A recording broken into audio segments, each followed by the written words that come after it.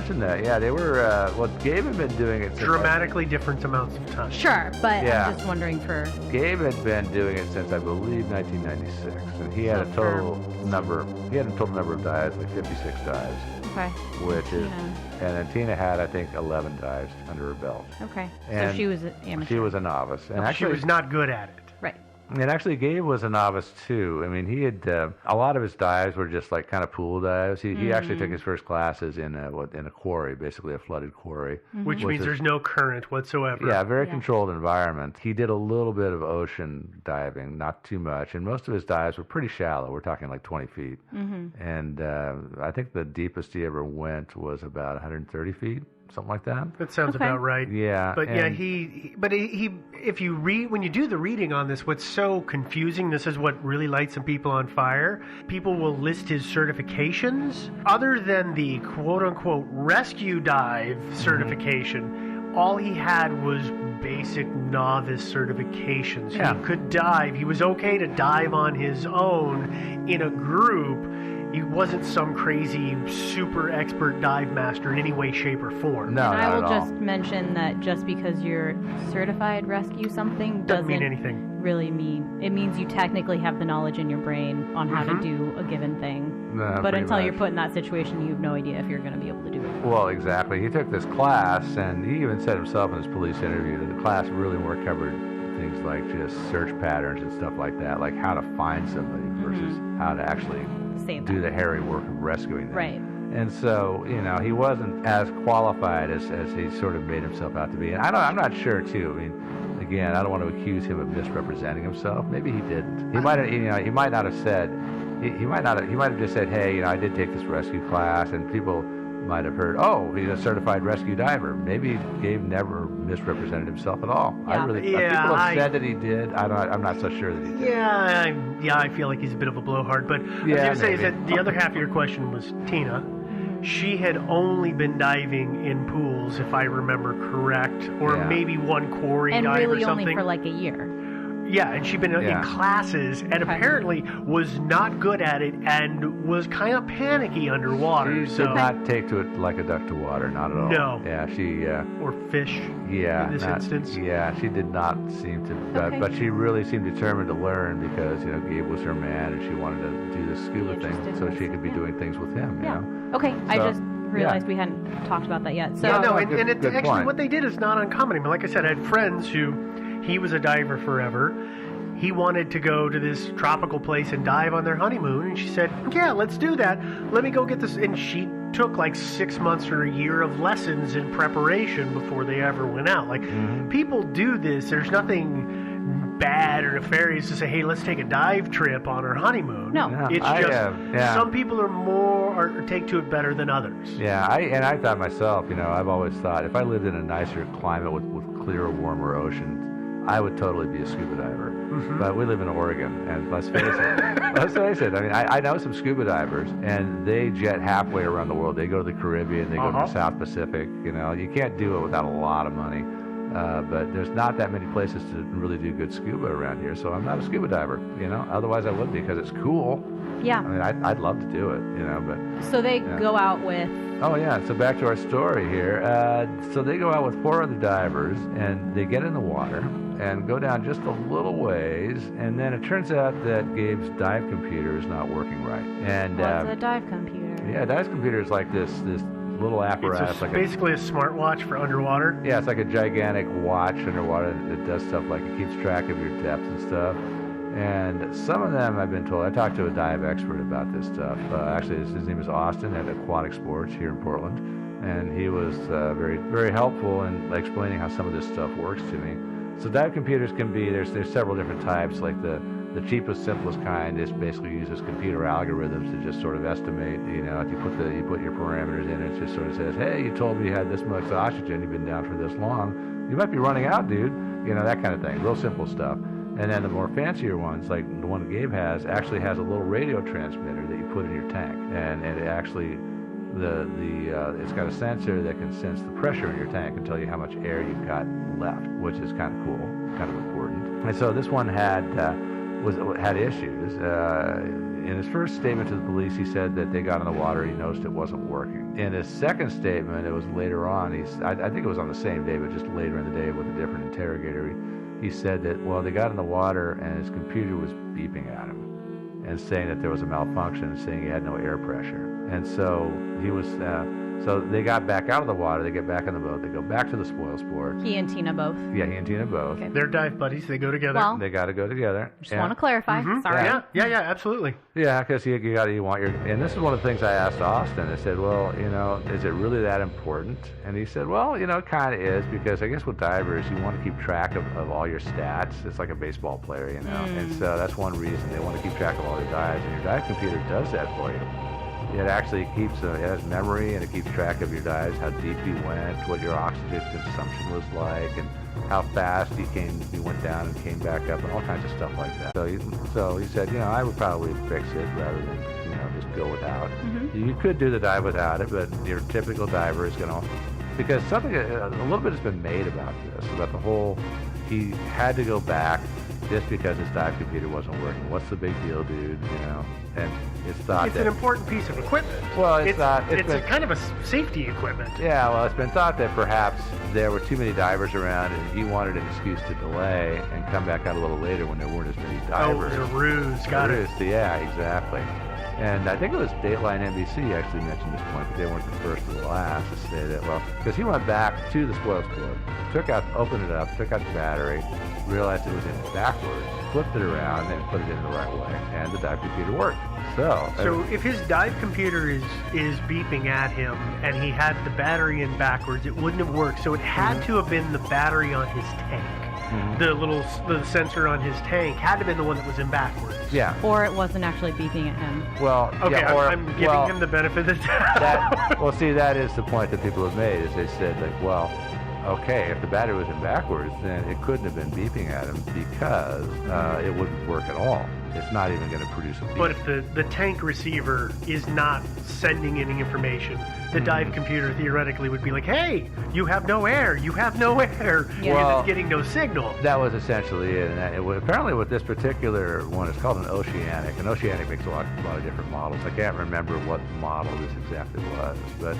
But yeah, it was the transmitter battery that was in there. And apparently, you know how they're coin cells. They're watch batteries, basically? Little bitty like watch batteries, right? You know how they've got the smooth side that's got the little plus sign in it and everything, and usually that side is the upside. Well, in this one, the unit that goes in the one on your wrist is like that, but the one that goes in the transmitter of the tank is the other way around. And the smooth side is down.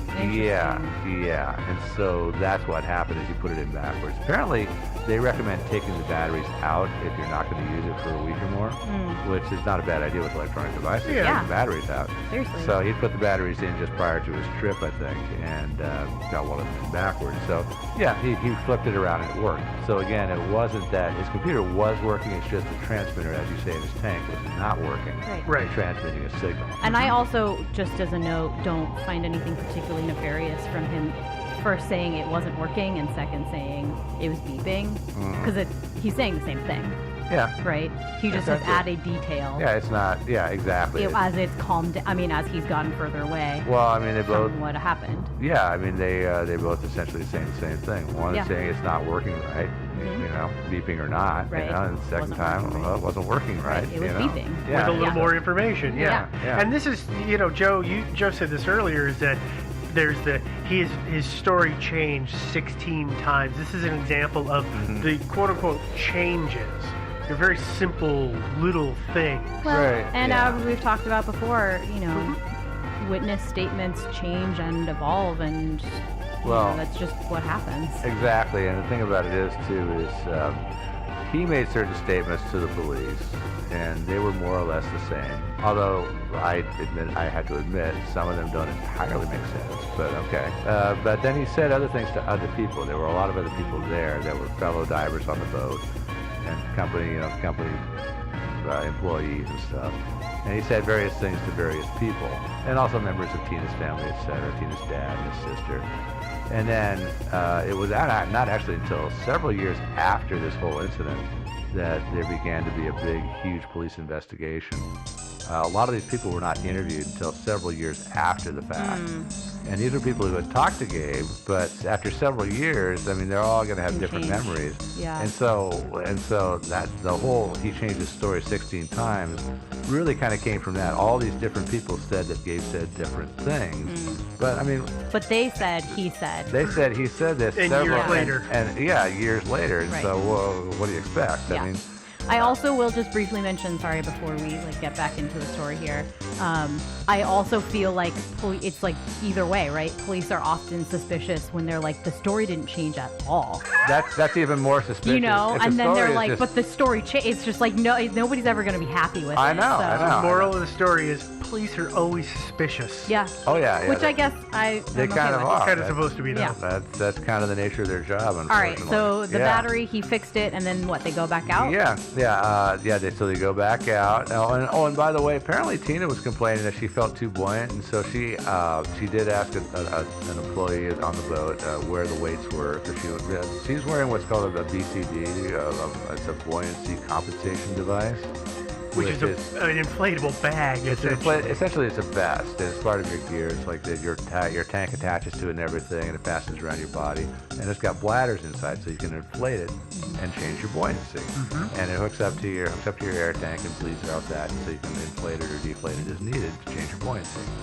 But she felt, and then they also have pockets, so you can add weight. And so she felt like she was underweighted, so she said that she asked, hey, where are the weights? And she was pointing towards the weights, but nobody actually recalls seeing her grabbing weights and putting them in her pockets or what. It turns out in the end, she wound up with about 20 pounds of weight in her pockets, which some people feel was too much. That's about 4 different chunks of metal she had in her pockets. Well, I don't know. Because I don't, again, it's going to vary. It depends on your gear. It depends on You. Tina weighed, I think she weighed about 140 pounds. I have no idea what her body composition was. I don't know if she was solid muscle or mostly fat. 40% fat. I had no idea. So Yeah. those all are variables there. I also, Yeah. You're not going to say, yeah, the weights are over there, and I'm going to watch you put them in your vest. You're going to say, this is a responsible adult who's making their own decisions. They Yeah. probably signed the waiver. The dive company had apparently already talked to them and been convinced that they were competent divers. Right. Yeah. Although they knew that she was a bit of a novice, one thing they were supposed to do a test dive with They're her, supposed to do an orientation dive. and that never Yeah. happened. Yeah. So that, I'm sure that the guy on the boat who is helping out presumes these things have already been taken care of. Yeah. So it's not his job. Yeah, actually, you can't be just badgering people left and right, saying, "Oh, by the way, are you Hey, is that too much qualified? weight? Are you sure you can handle that Are weight? you qualified? Are you incompetent? Are you a Yeah. moron?" Yeah, you can't really be saying that No. to people, No. But So she but puts weight in her vest she puts weight in her vest while and Gabe she- is fixing while his Gabe battery. is doing his thing. Okay. Yeah, and she might have overweighted herself. Hard to say. Possible. It seems, in light of everything that happened afterwards, she might have. And that's one thing I should say about the company too. They did kind of like drop the ball on this a little bit. A little fast and loose. Yeah, they probably should have. I mean, I think that really this whole situation would have turned out just fine but these two, but really Gabe and Tina were not. Well, they were both basically novices. Yeah. Both of them were, and they should not have been dive buddies on that particular They thing. should have had more experienced dive buddies. Yeah, they should have been paired off split up. with experienced dive buddies. They really should have. I'm sure from their point of view, hey, it's our honeymoon. We want to be together. We want to be together to drift past this wreck. It's going to be so magical, all this stuff. Romantic. Yeah. Maybe he'll put an engagement ring on it. Oh, that's a good point. I was I'll too late never for that. open it. Yeah. So back on the boat. They get back on the little boat that it is, and then The dinghy. The dinghy. And it's just the two of them. no, actually, they were I think 4 divers this time. Again. Yeah. No, Okay. so I don't think there were. I think there were fewer divers. I think there were like the 2 of them and then 2 others. One of whom was Wade Singleton, who was like the dive director on the ship. So he was like the most senior diver on, Okay. on the ship, and he is actually the guy who wound up like fishing Tina Doing up off the- the doing the floor. rescue, yes. He rescued her, yeah. But so he was there, and they headed back down, and things seemed to go okay, at least for a little bit. They went down about, and I think they wound up at about a depth of around 45 feet. They went down slowly, but they were in the water probably at a maximum of 10 minutes. And it was actually not too long after they got in the water and got down to about 45 feet. And apparently they were drifting downstream or from not current, downstream, because there down is the a current going from this. It's moving from south to north. Yeah, from north to south. Oh, sorry, yeah. South, from the bow towards the stern. They were moving with the current, and Gabe said later that he felt the current was way too strong. He thought it was really super strong, much stronger than he had been expecting. And that apparently was a little bit scary for both him and for Tina. And they were, of course, being pushed away from the entry line, the DAP2, the bow line. And they were getting down about probably maybe 25, 30 yards. So essentially, visibility was about 15 or 20 yards underwater at that point. So they couldn't see their starting point anymore. They had kind of lost sight of it. I mean, they kind of knew where it was because the ship was underneath them. At this point in time, they drifted over the ship. And apparently, Gabe said that Tina seemed to be anxious, and she signaled she wanted to go back to the line and get out. Apparently, she was having, and I could sort of see it because I mean, I haven't scuba, but I've done a lot of snorkeling in the ocean. Not in Hawaii, by the way, but I have snorkeled, and it's a really alien environment. It is if you're not used to it, it's kind of scary. You know, and especially when you're drifting over this huge hulk of a ship. There's something about huge objects underwater that's kind of intimidating. Yes. You know what I'm talking about? Yep. Yeah, it is.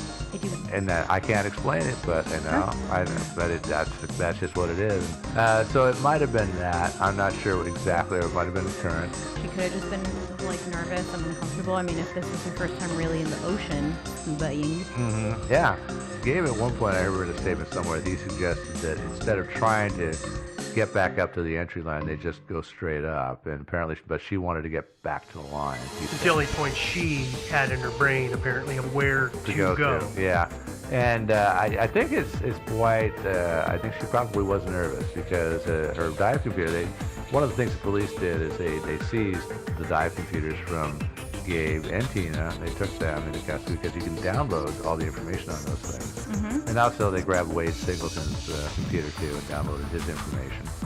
And apparently her dive computer did record a much higher than normal use of air.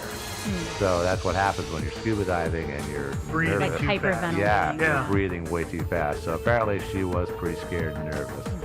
And sorry, was Wade did he have visibility towards the couple, or? I don't think he was within sight of them at this point Okay. in time, but he was somewhere not too far away because again he did sort of like was Johnny on the spot when she finally went down. But I'm getting ahead of myself there now. But they were, I think, at this point kind of like not really visible to anybody because there was again limited visibility in the water there. And according to Gabe, he took her hand and they started swimming together back up against the current towards the line. He said it was tough going because of the current. And then they paused at one point, and she apparently was getting negatively buoyant. And so he pointed towards the button on the BCD, the buoyancy compensation device, and he hit that button, and it will push air into that and make you more positively buoyant. So he indicated that to her. He said it looked to him like she was actually hitting the button, but nothing was happening. It wasn't changing her status at all. So at that point, well, it was time to continue on. He grabbed her, I think, by the shoulder of her harness this time and started heading back towards the line again. Well, the thing about the BCD, though, is it's not like the emergency raft on a boat that just goes whoosh, and it's completely full. No, it's for making it's for making small adjustments. So you don't want it blasting huge quantities of air in there, she's right? like pushing it, tap, tap, tap, tap, thinking, why is this thing not inflated? That would explain why they're not getting the reaction that they expect. That could have been it, but anyway, he headed on back to the line some more, and he said at this point in time she was getting heavier. It seemed like she was like no longer swimming, and she was just sort of hanging vertically underneath him as opposed to horizontally swimming next to him. She'd stopped swimming. It looked like, yeah. At that point, at least he stopped. He still had hold of her, and apparently she panicked and thrashed around and knocked his respirator out of his mouth and knocked his mask off, askew on his face. And which fills it with water. And so his mask filled with water. He lets go of her, and it pulls his mask back into place. And then he has to like blow some air out through his nose to clear the mask.